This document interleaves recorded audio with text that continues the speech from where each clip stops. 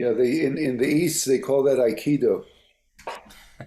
You work with the energy of what's coming at you, and you go with it, right? And Avram is doing that. Yes, yes, yes. And steers it the direction he wants to steer it.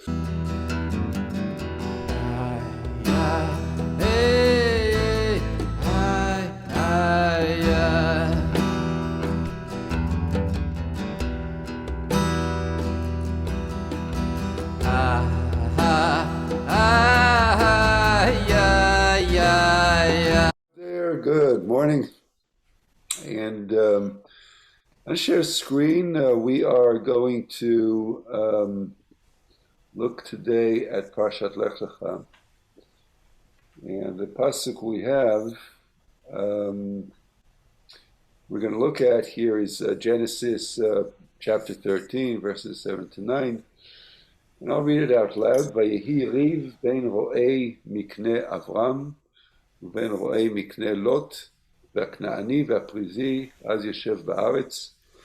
And there was quarreling between the herdsmen of Abram's cattle and those of Lot's cattle. The Canaanites and Perizzites were then dwelling in the land. And it continues, and it says, ויאמר אברהם אל לוט, אל נא תהי מריבה ביני וביניך, ובין רואי ובין רואיך, כי אנשים אחים אנחנו. And Abraham said, "Well, let there be no strife between you and me, between my herdsmen and yours, for we are kinsmen." It continues, הלוקחו לארץ לפניך, ייפרדנה מעלי, עם השמאל וימינה, עם הימין והשמאילה. Is not the whole land before you? Let us separate. Please separate from me. If you go north, I will go south. If you go south, I will go north. And that is, those are the psukim we're going to take a look at. I just wanted to point people to some of the sources. And again, if you'd like to look it up and have this in front of you, you can go to sefaria.org. You look up the Rashi for these psukim. The Ramban is also there. And the Hasidic text that we selected for today is Ber Mayim Chaim. This is Rabbi Chaim ben Solomon Tirer of Chernowitz. Lekh, of course, is one of the most beautiful parshios in the whole Torah, where Avram Avinu is given the command to go to the land of Israel, the beginning of the Jewish people's journey through history. But we picked this week a little incident here. Now, of course, Abraham went with his wife, whose name was Sarai, will later be changed to Sarah, the patriarch and the matriarch of the Jewish people. But who tags along? His nephew / brother-in-law, a schlepper named Lot. And why did he schlep along with them? So the sages have a lot to say about it. Basically, he was trying to take advantage of what he thought was his brother-in-law's good mazel. And he saw that his brother-in-law had good luck, was successful in different ways, so he wanted to tag along. Of course, his motivations were not pure, and this led to, when they came into the land, this led to conflict. So we're going to be talking today about conflict. And what happened was, as the Midrashim point out, what was the argument about? So what happened was that Lot had sheep and Abraham had sheep. They were shepherds. And Lot allowed his shepherds to take care of their sheep in other people's property. People lived there. It wasn't a vacant property here. And he let the sheep go on to anyone's property and eat the grass. Avraham Avinu, contrastingly, he had his sheep muzzled, and when they were walk around free, and only when they were in the unowned property did he take the muzzle off and let them eat. All right. So this is, just to be clear, this is the Midrash and Rashi. Rashi quoting from the sages about what the fight. It doesn't tell you what they were fighting about. Right. This was the fight, and before we get to the richness of these psukim, what's going on here according to Hasidic philosophy. So there's a little bit of a strange thing, and the verse continues, and the Canaanim and the Prizim still, there were the seven Canaanite people were living there. Who cares? What does that have to do with anything? That's where the Midrash gets right, because Lot had a teretz. He had a reason why. When Avram said to his brother-in-law, his nephew, "What are you doing? This is thievery." Yeah. He said, "No, what are you talking about? You told me about God's promise. This land belongs to me and you. Yeah. You don't have a son. He didn't have any children yet. I'm your first inheritor. I'm your nephew. I'm going to get all this land anyway, so why? It's mine." Yeah, why wait? Why wait? Yeah. So he said, no. The Canaanim and the Prizim lived at that time on the land, meaning, you're right, my dear nephew. It will belong to us, but it doesn't belong to us yet. And he didn't like that answer. They had a whole fight, and that's why Avram tells him, look, we have to separate because you're tagging along, but you're not getting the picture of what I'm trying to start here, a type of ethical people. So that's the bottom line, the surface understanding. He was so with that, we can get deeper. Yeah. He's like the relative who's not physically there. He's in the family, but he's not aligned, spiritually or morally. Yeah. Right. The crazy uncle who talks politics at the Thanksgiving dinner. Then everyone goes, oy, oy, oy. Exactly. The wrong politics. the wrong side. Right. Yeah, that sounds good. So what's also interesting is that he says, you choose where you want to go. If you go this way, I'll go that way. He doesn't tell him, get out of here. Right. But he says, look, you take first picks.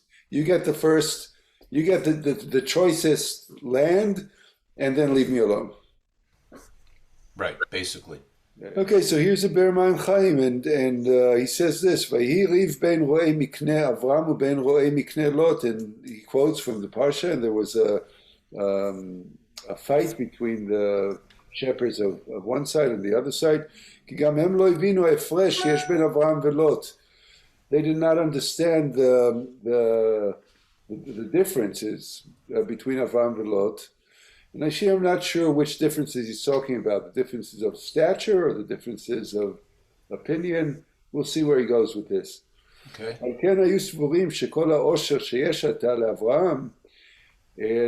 therefore they were assuming that all the richness that Abraham possessed, and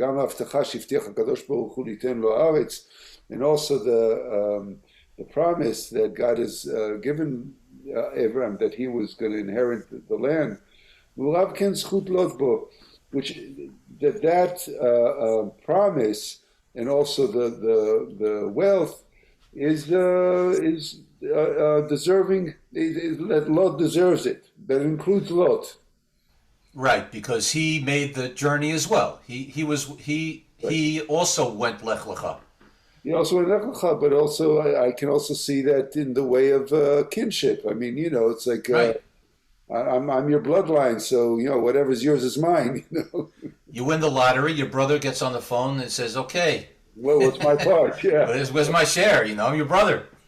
Which is, look, it's interesting in and of itself because it's like it's okay to say whatever is mine is yours, but is it okay to reverse that? Well, they say in Pirkei Avos that's the meat of Sedaim, which is where this guy ended up. So right, there you have it. Right? There you go.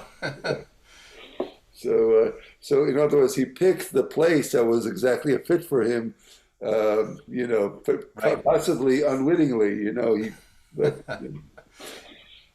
which is interesting in itself because often, in life we think we go some place for a reason. Usually it's a practical reason or a simple reason. Then we realize that there's much more to it. So anyway, so liot yoshvim shneim yachad behem achim, because they were living together as as brothers, and the pasuk says, "Achim anachnu," right? So, וכמו שבאמת זכות אברהם גרם ללוט שיהיה לו צאן ובקר וכולי, להיות קרובו. And he says, and just like that, truly, that because of Abraham's merit, it helped Lot become rich, to also likewise have a lot of cattle. וכן היו סבורים רואי לוט שזכות לוט מעורב בעשירות אברהם. So the shepherds of Lot, they saw the Lot's luck and wealth as intertwined with Abraham's good fortunes. And especially because Lot appeared as the next in kin to inherit whatever Abraham owned after. Right, that's what he's going to say, right? Right. But so it actually makes sense that they thought that. It's kind of like there's a whole situation where, it's hard to argue against it. And also, by extension, the promise that the land would belong to Abraham, they felt that by extension applied also to Lot. Okay. Because he's the natural inheritor. Right. The according to the Rebbe here, the true setup was that God could have chosen Lot and could have chosen Abraham. Given the choice, specifically, God chose Abraham and not Lot. Right. Even though Lot's father also had sacrificed himself in the fiery cave of Nimrod. Yeah. He didn't survive it because his intentions weren't entirely pure, but his son Lot, and as a matter of fact, as we know, that the Messiah, the line of the Messiah actually comes from Lot. And some of the Hasidic masters say that that's because his father had Mesiras Nefesh, and actually literally gave up his life for God, even though his intentions weren't entirely pure. So we see that Lot's lineage in the Abrahamic family, it was actually of a high stature. That's right. So this is not a clear black and white situation. It's kind of a black and gray situation. I mean, Lot has his own merit and his own spiritual lineage, that carries weight. Right. So the Rebbe here is saying that it's not. Don't be like before. I was making a joke how different, and we were making a joke about it. But he's saying it's not such a joke. He had legitimate reasons to think that he had a share in this. There's a good argument to make on both sides, and that's the tension. So it's the tension that arises from subtle differences, not clear differences. In this case, right? Right. אף שהכנעני והפריזי אז יושב בארץ, מכל מקום הוא כולו שלו מעתה. And now the Rebbe is actually paraphrasing what Rashi said, that at this point, at the time of this conflict, the land is not theirs yet. I mean, the Torah says clearly, it's a promise for the future, but right now, the Knani and the Prizi are there, and they possess it. מכל מקום הוא כולו שלו מעתה. But he's going to touch on a point that the truth is that even though that really the land of Israel was actually theirs from this moment, in a sense. Even that is a point in his favor. It is his favor because yes, it's it was promised, so he does have a right to it, even though the Knani and Prizi are there. ולא נדמה ביניהם חזקת כנעני ופריזי בארץ, כי אם כי שיבה לבד, כאחד שיושב בארץ לא להתגורר בה, and they're viewing the Khani and Prizi as temporary residents. You know, they live there, but they don't own it. באמת שלא מעתה, and the truth is that they already possess it. אשר על כן, כשמו אברהם דברים האלו, אמר הכתוב. So now he's going to explain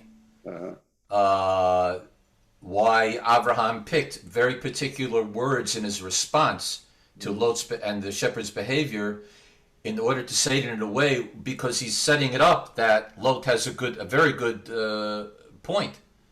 So that's why Abraham is saying, Al na tihye meriva beini uvencha, ki anashim achim anachnu.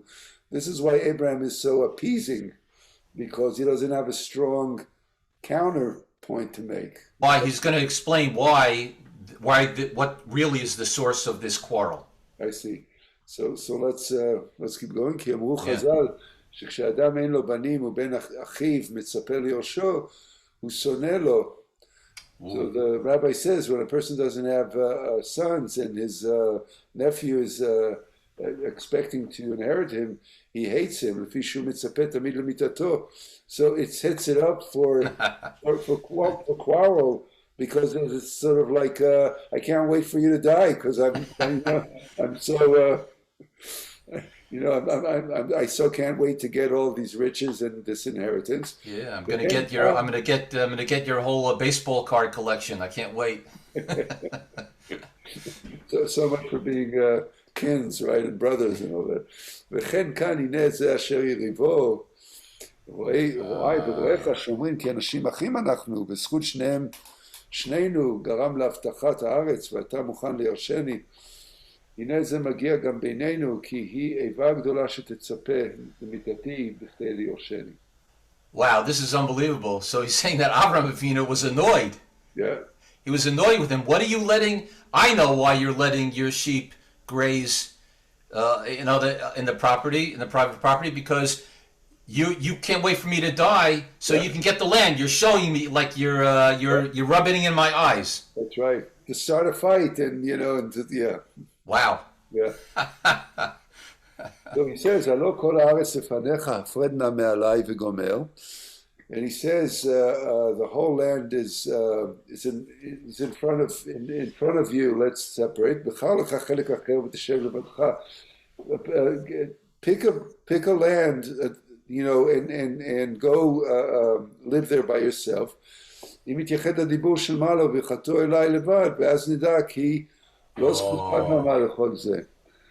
Wow. Right. Beautiful, beautiful teretz. So he says, you know what? You think you're me? You think you're going to inherit all my stuff? Let's separate. You go over there. I'll stay here. Then let's see if you continue to be successful. That's right. That's wow. right. That's right. So it's a test. Basically, Avram is setting up, separating them to set a test to prove, who exactly will inherit. Right. And we know that the end of the story is that Lot actually, his whole enterprise crashes as Sodom is being attacked, and so the rest of the story bears it out that Abraham had the fortune, Lot had the misfortune. So by separating the two partners, then you get to see who really is drawing fortune from on high and who is not, right? So there's this. It clarifies who's a deserving partner, right, and who's just kind of tagging along. Right. וכמו כן קרא לאברהם ולוט כנאמר כי ימי הארץ ולוט היו סבורים שזכות שניהם גרם לכל הטובות שהגיע לאברהם. So and this is what happened to Abraham and Lot. He's repeating himself a little bit. Summing up. Yeah, summing it up. So now it's clear by them separating, it's going to be clear to everyone who's the fortunate one and who's not. כן, אמר לו אברהם, הפרדנה מעליי ונפרדנה מעליי, ונראה מה שיעשה השם עמי ועמך, ואז נדע אם כדבריך או לא, ועל כן תכף ייפרדו. And here's the next. Wow. Wow, he keeps on tying in all the psukim. Yeah, he kind of runs from one pasuk to the next. Wow, beautiful. All ויסלו right. את עיניו, וגומר, עד ויסלות מקדם ויפרדו, וכולי, ולוט וכולי, ויואל עד סדום, וכולי, הנה תכף בית היפרדה, מסיע לוט עצמו מקדם, מקדמונו של עולם, ואמר אי אפשר לו באברהם ובאלוהיו כמאמר חז"ל. So I want to stop here because it's Yeah. getting long, but it says, the interesting play on the word mikedem, what does it mean that he went to the east? And the play on words is that he separated, he moved away from Kadmono Shel Olam, from the originator, the ancient one of the world. In other words, he separated himself from the God of Abraham. Yeah, no, you say he became an idol worshiper. He did not remain loyal. He did not remain loyal to the path right. that they shared. That was actually you could say, the reason for the blessing that Abraham and the promise that Abraham is receiving. So, right. So that's really a beautiful piece, and how the Rebbe here totally reinterprets the pasuk, even in a way very different than the way the Medrash handles it. Really, not stressing why Lot was wrong in premise, right, in theory, but why he had a strong case. Yeah. And that really the only way to prove the case, and Avraham Avinu had the wisdom to understand. You say, look, this guy has a point. Well, let's do a test. Let's test it out. That's right. And he says it in B'darchei Noam. He says it with a way of, it's like we're brothers. He's de-escalating, and he's using diplomacy. And I mean, this is a wonderful. I mean, you hear the Baal Shem Tov, you hear the Hasidic, good-heartedness. It's like, obviously Abraham is Chesed, right? So Abraham is saying, yes, you have a point. I mean, it's beautiful in a way, right? It's very beautiful, and like as we know, all these stories in the Torah and the Chumash are to teach us how to live our lives. And this is an unbelievable lesson about conflict resolution, how to handle difficult people, difficult problems. People don't agree with us. Yep. He even uses the word vayomer. Yeah. And as we know, there are two ways the Torah uses, and he said, vayomer and vayidaber, to speak or to say. And vayomer, we know, is the softer language. And vayidaber is hitting the person over the head with what you want to say. And he says vayomer. Yeah. And he calls them achim. Now, the Mefarshim say that, okay, it was his nephew, they used to call each other brothers, but really, he's using a term of endearment. He's calling him my brother. He says, look, we're family, we're brother. And then he offers him, as you said before, he says, look, you pick. Yeah. Yeah. You pick first. Yeah. So it's unbelievable. And as you alluded to just now, Reb Ruvain, the idea of chesed and gevura. Yeah. And he says, the word for east and west in Hebrew, there are different ways you can say it. And here they use the word left and right. Left and right. So he's saying, look, I represent kindness. You represent strict justice. Yeah. But listen, take what you want. We can get together. We can make it mesh. We can make a compromise. Let's make a compromise. Yeah. So I think the lesson here for us today, so to me, it sticks out that people who an ideology that began with people having a lot in common, and over time, you know what they say, you walk for a long time and you only go a half an inch, you'll end up on the other side of the world. And all of a sudden, two people who start out with common principles and ideals end up on opposite sides of the world in terms of thought and philosophy and ideology and political viewpoints. and you could get into a fight. Yeah. There could be a reeve. There could be a Yeah. quarrel. That's right. And the other quarrels, it could be a quarrel like Cain and Hevel, Cain and Abel, Yeah. where you're literally trying to kill each other. Yeah. Or we can handle the reeve, the quarrel, like Avram is showing us how to handle, Yeah. Yeah. in a peaceful way, in a way that where everyone is happy. Yeah. Yeah. In the East they call that Aikido. You work with the energy of what's coming at you, and you go with it, right? And Avram is doing that. Yes, yes, yes, and he stirs it the way he wants to, to steer it. He steers it the direction he wants to steer it. And another piece is what strikes me is that I think maybe the Rebbe sees the testing is, I mean, from the moment Avraham says, you pick, where you want to go, Avraham is really trusting Hashem. Avraham is letting the test begin right there. Mm-hmm. Right? I mean, he's completely yielding. And Right. so you see That's that right. Abraham is renouncing everything, renouncing the promise, All for the sake of peace. all for the sake of peace and also for the sake of truth. I mean, if he's going to test, if he's going to test this to see who's really fortunate, so it's not only to trick the other guy, but can I really let go? You know what I'm saying? Yeah, absolutely. I think that's the greatness of, in some ways, of Abraham here. It's just striking me, like what an offer, Right. And you know what? It says in the Gemara that Hashem sends people on the path that they want to go. People have free choice.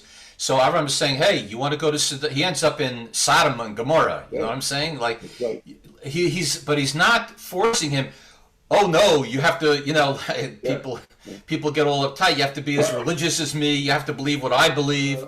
Really, I think on that note, this is really amazing. On that note, I think it's a good place to to wrap it up and say thank you to all to all our listeners. Thank you for listening, studying with us today. Come back next Wednesday at 9 o'clock for more. And if you haven't yet, please do subscribe. Like, if you truly like us, then click the like button. If not, Don't. please don't. And wishing you a good week. Shalom for now. We'll see you, God willing, next week.